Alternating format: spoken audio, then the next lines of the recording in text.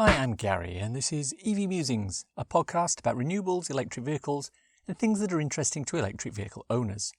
On the show today, we'll be looking at charging etiquette. Now that EVs are becoming more and more ubiquitous, we need to make sure that chargers are being used in the best and most equitable way. This season of the podcast is sponsored by ZapMap. Before we start, I wanted to let you know that today's episode is slightly longer than the normal ones I do when it's just me talking, but it's an important topic and I think it deserves having time devoted to it. You might want to skip this episode until you've got a good chunk of time to devote to it. Our main topic of discussion today is charger etiquette. Now, I've told this story on the podcast before, but I'll tell it again because it highlights a specific point I want to make. I was on a long-distance journey recently and I stopped at Donington Park motorway service areas to use the new GridServe electric highway units. There were two there. One had a Mercedes EQA on it, and naturally that was the one that had the CHAdeMO connector, so I couldn't charge. The other unit was CCS only. When I checked the status of the EQA, the car had been there almost 50 minutes already and was ticking along very nicely at 94% state of charge, pulling something like 14 kilowatts. I plugged in and initiated my charge, which you can do on the ABB chargers, but naturally it wouldn't actually start charging until the EQA had stopped. And when the owner finally came out, I asked why she'd charged past 80%, and she said she was going on a long journey. Now, here's where etiquette comes into it. With a large battery EV, such as the EQ series, the charge speed when it gets to 80% will start to drop down drastically. When I told her it will be quicker to stop at 80% and head off because she'll charge quicker at another charger closer to her destination, she gave some excuse about why she couldn't do it. But it does show that this is one of those reasons why etiquette at a charger is vitally important. So let me put it into a fossil fuel context. You would rarely, if ever, think of turning up at a petrol station and parking your car in front of one of the petrol pumps and leaving it there without filling it up. You wouldn't consider going to a pump that someone else is using, stopping their refueling and putting that petrol pump into your car because you were in a hurry. Likewise, you wouldn't think about parking your car in front of one pump, but pulling the hose from another pump across to your car, thereby blocking both the pump you're parked in front of and the pump you're using. But these are all things that can and do happen with electric vehicle charging. So today I'm going to go through a few of the charging etiquette rules.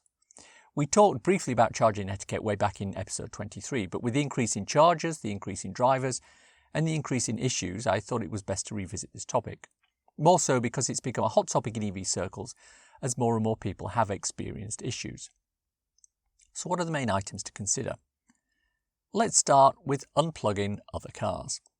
This has never happened to me, thank goodness, but there have been instances of people arriving at chargers and unplugging cars that are already plugged in so that they can charge. This is a definite no-no.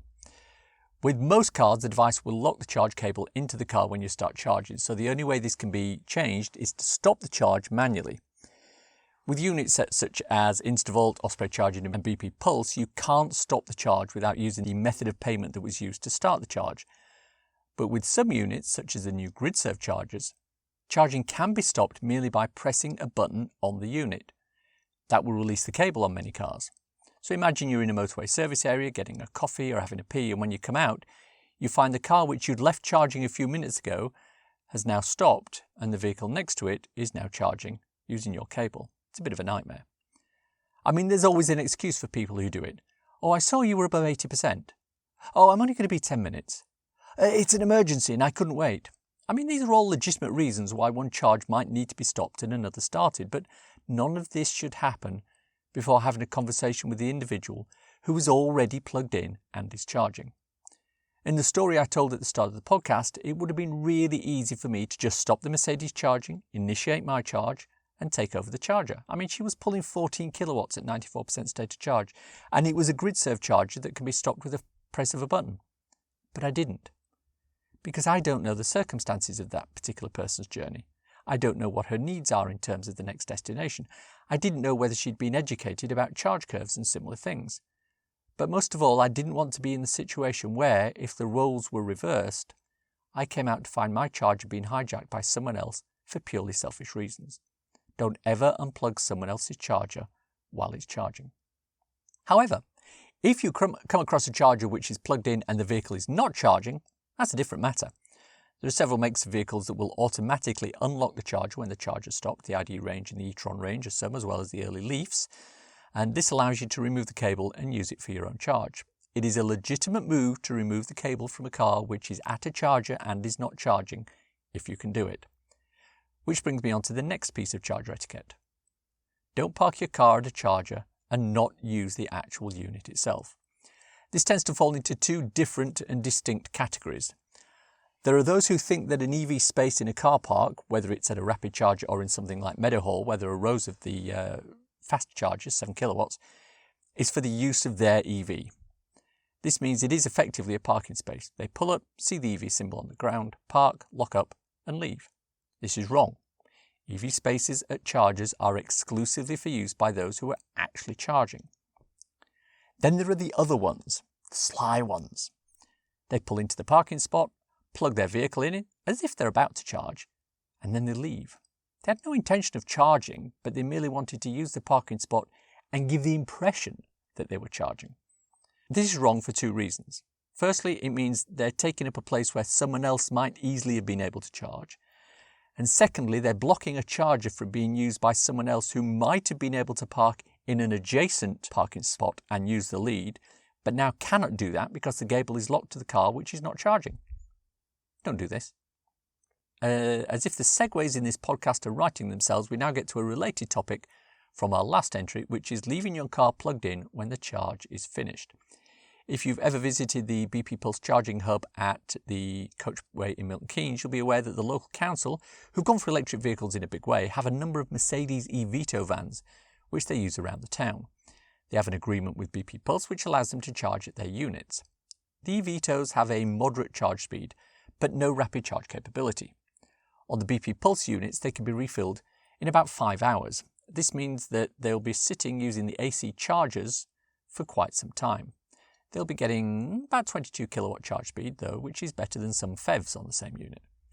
Now there's a whole discussion to be had regarding whether 22 kilowatt charge speed is appropriate for a quote-unquote rapid charger and whether the vans should be allowed to use them for that period of time, and that's a topic for a different podcast episode.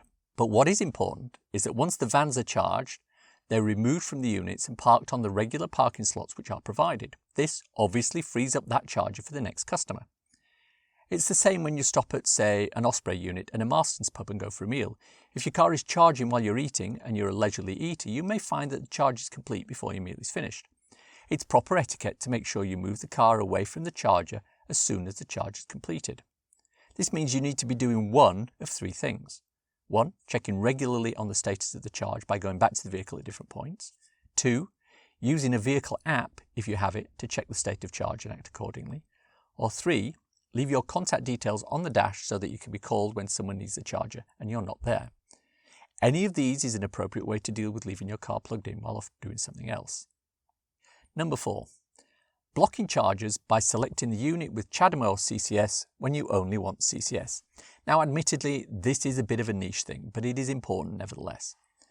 With the number of notable exceptions, I'm looking at you, Ionity, most rapid chargers allow either CCS or CHAdeMO connectors to be used on the same unit, although generally not at the same time. But the way this is implemented can be different in different charge point operators. For example, as at the time of broadcast, both BP Pulse, Genie Point, Instavolt and Osprey Charging have single units with both types of connectors on them. This means that if you're using the unit, you're either using the CCS or the CHAdeMO to charge, and that's fine. But with their recent upgrade to the electric highway, GridServe have gone a slightly different route. They've installed multiple chargers at their locations, some of which are dual connectors, i.e. CHAdeMO and CCS, and some of which are CCS only. We could have a long drawn-out discussion about the pros and cons of CHAdeMO versus CCS in terms of the number of connectors at a given site and whether there should be parity or not, but I'm not going to go there just now, maybe in an upcoming episode. What I will say is that if you drive a car that uses the CCS connector standard and you arrive at a GridServe location with 2 or more chargers, only one of which has a CHAdeMO connector on it, please don't use the CCS connector on that unit to charge your car. If a Leaf driver or an early Kia Soul driver turns up 5 minutes later, they'll find 1 or more units with CCS only, which they can't use, and the only unit with a working CHAdeMO is being occupied by a car using the CCS charger. I posted about this on Twitter recently, and follower II Steve Jones II replied that he hadn't even considered this to be a problem, but he'll now be more aware of this. So thank you for that, Steve. Sure, as GridServe continue their rollout, the ability to charge 2 cars on one unit will be implemented. That means you could still connect your CHAdeMO and charge at the same time. But the power being pulled will split between the two connectors on the same unit, and neither car will charge at the optimum speed. So give a little thought about which charger you want to use if you've got a CCS capable connector. Obviously, if you turn up to a 2-unit location and the CCS only unit doesn't work, as happened to Rob and I on our 1,000-kilometre journey when we stopped at Grantham recently, then you have no choice but to use the CCS connector on the CCS CHAdeMO unit. That's not an issue. Number 5, waiting in line at busy chargers. The good news about electric cars is that there are more and more of them on the roads every day. Tesla's Model 3 was the biggest selling car of any sort in the UK in September this year. The bad news about electric cars is that there are more and more of them on the roads every day, which means that there is a higher and higher need for cars to be charged while out in public. This can and does occasionally lead to queues at chargers. So what's the etiquette while waiting for a charger to free up? Do you queue for a specific charger and take that when it's free? Or do you form some sort of line and take whichever one frees up next? How does that fit with the issue I stated a few moments back with dual CCS or CHAdeMO chargers if you need a CHAdeMO charge but the next one up is CCS only? It's an interesting conundrum and one to which not many people, including myself, have given a great deal of thought. But with large hubs such as the GridServe Rugby site already getting very close to capacity on occasions, it's probably about time we thought about a solution. In the big scheme of things, it should be a little like queuing for petrol. We already have recent experience of that in the UK with the panic buying of fossil fuels. What that showed is that a general queue for access to a site is often followed by a split as drivers choose a specific lane into which they select their pump of choice. With that model, obviously, there are various factors to consider, such as the side of the vehicle in which the filler cap is located, as well as the type of fuel, because not all pumps dispense all grades of petrol or diesel. Obviously, with EV charging at the moment, we don't have a similar situation anywhere other than at the electric forecourt in Braintree, where there are different types of charger and they're in a drive-through configuration, much like petrol pumps, rather than a drive-in configuration like most current EV chargers. So the fossil fuel model would work at Braintree. But what about Rugby? Well, there are numerous additional parking spaces nearby for waiting, and there is the ability to queue to get into the parking if needed. The design of the car parking there is quite well thought out. But what about, say, the Instavolt hub in Banbury? Well, it's not so easy there. The hub's in a small area with just a single access road and no additional parking. Of course, you can go and wait in the nearby Costa, but there's no way then of indicating to newly arriving people that you're in the queue. You could probably get a couple of cars waiting on the access road, but not too many. The beauty, of course, with so many chargers at places such as GridServe Braintree, Rugby and Instavolt in Banbury and other Instavolt hubs is that the actual waiting time for a charge would be minimal. Experience with Tesla queues at peak times on popular superchargers indicates that 10 minutes is probably about as long as you'll have to wait. This is because people will come in at different states of charge, they'll need different amounts of charge, and while they may occupy a single charger for anything up to 45 minutes, the overall turnover of cars across all chargers will be quite rapid. Rapid, see what I did there? Number 6, using a high-powered charger if your car only charges at 34 kilowatts. Now we get to some of the more controversial aspects of EV etiquette. A lot of these have to do with the difference between what one person sees as selfish versus what another person sees as selfish. Let me explain. One hotly debated topic on many EV forums is that of chargers being hogged by cars that can't charge at a fast enough speed to take advantage of the power being supplied to the charger. Mainly this applies to plug-in hybrids, or PHEVs as they're called. This is the situation where you pull up at a rapid charger such as a BP Pulse or a GD Point and find a BMW X5 plug-in hybrid sitting on the AC charger pulling 3.7 kilowatts maximum. He or she is going to be there for anything up to 5 hours. If that's the only unit at that location, then you're well and truly stuck. But there's a related aspect to this which will become more and more relevant as the charging speed of charge units increases. We already know that ABB are producing chargers that can charge at 350 kilowatts maximum. With the Porsche Taycan and equivalent vehicles, this means they can get away from a charger a lot sooner than on a 50 kilowatt charger of a few years back. But a Nissan Leaf, a BMW i3 or a Mazda MX-30 isn't going to be able to take advantage of that sort of charging speed. They'll pull 44 kilowatts for the i3 or 34 kilowatts for the Mazda on average from a charger capable of delivering almost 10 times that amount. So is it right for slower charging cars such as that to use these chargers? Well, this is where we come back to the part about what you consider selfish versus what I consider selfish. If you were the driver of the MX-30 or the i3 or even the X5 plug-in, you consider it your right to be able to charge your car wherever you were able to, right? Likewise, if you'd paid £100,000 for your Porsche Taycan and were forced to sit waiting as an MX-30 pulled 34 kilowatts from a high-power charger, you'd be rightfully ticked off.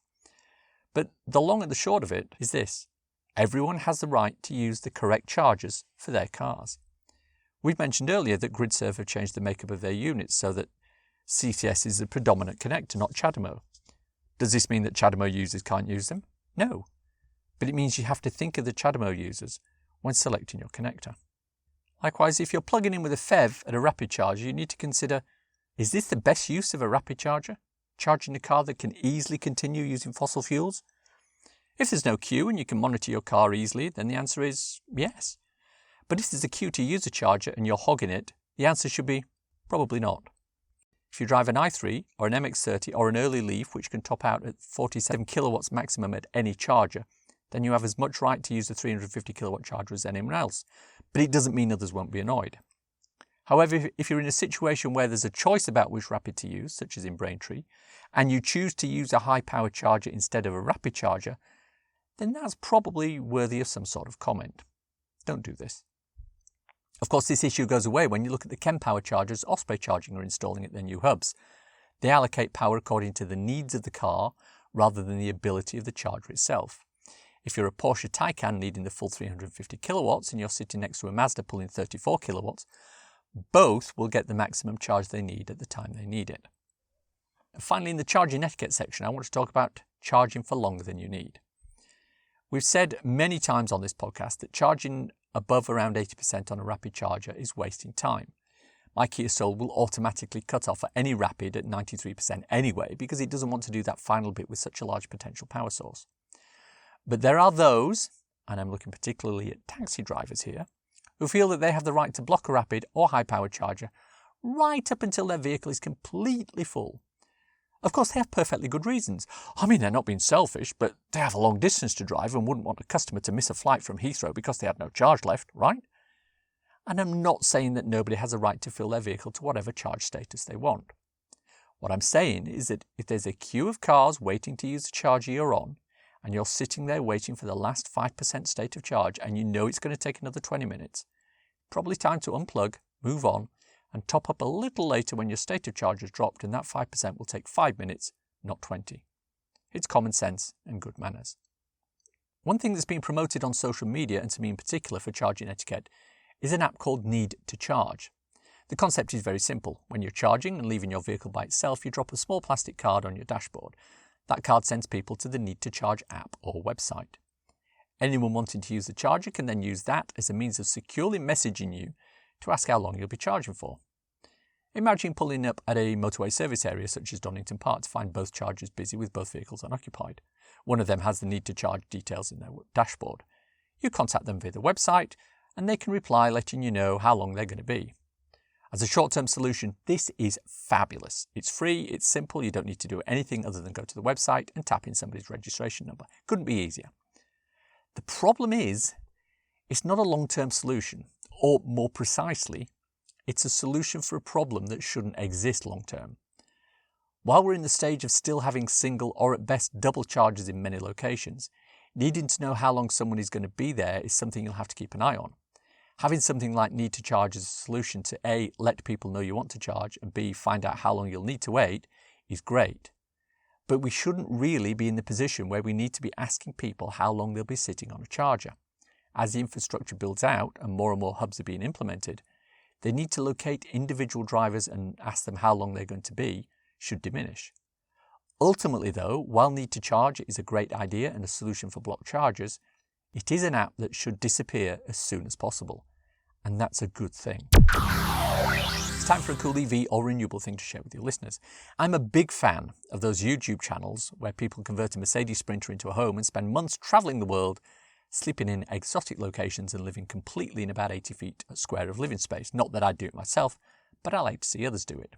But the one thing I always had trouble getting my head around was the fact that they invariably used diesel engines to power both the van and quite often the battery is being used to run the electric items inside it, such as the fridge. So I was really happy to learn about the Stellar Vita. It's an electric RV which is equipped with many solar panels. These feed the 60 kilowatt hour batteries which can move the van 370 miles on a charge. But what's more impressive is that while stationary, the solar panels expand to 180 square feet. These can also be used to run the van itself if not charging the battery. A Stellar Vita recently completed a trip from Eindhoven in Holland to Spain, covering 1,200 miles using solar power alone, apart from a glitch at the start where they needed to call a trailer to get them moving. No word on the price, but it looks good, and I can see this being very popular in the US, where the RV lifestyle is a little more entrenched than in many other countries. The EV Musings podcast is sponsored by ZapMap. ZapMap is the go-to app for EV drivers in the UK. Use it to search for available chargers, plan electric journeys, pay for charging on participating networks, and share updates with other EV drivers. ZapMap is free to download and use with subscription plans for enhanced features, such as using ZapMap in-car, on CarPlay, or Android Auto. And that's the show for today. Hope you enjoyed listening to it. If you want to contact me, I can be emailed at evmusings@gmail.com. I'm also on Twitter @musingsev. If you want to support the podcast and newsletter, please consider contributing to become an EV Musings patron. The link is in the show notes. Don't want to sign up for something on a monthly basis? If you enjoyed this episode, why not buy me a coffee? Go to coffee.com/evmusings. That's ko-fi.com/evmusings. And you can do just that. It takes Apple Pay too. If you want a quick reference ebook to read on your Kindle, I wrote a little something called So You've Gone Electric. It's available on Amazon worldwide for the measly sum of 99p or equivalent, and it's a great little introduction to living with an electric car. Links for everything we've talked about in the podcast today are in the description. If you enjoyed this podcast, please subscribe. It's available on iTunes or wherever you get your podcasts. Please leave a review, preferably 5 stars, as it helps raise visibility and extend our reach in search engines.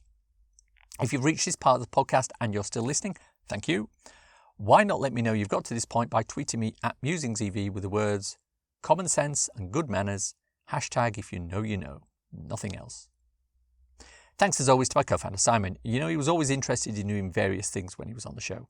Obviously, the EVs, e-skates, things like that. Now, I once asked him what his favourite football team was, and he told me that's a topic for a different podcast episode. Thanks for listening. Goodbye.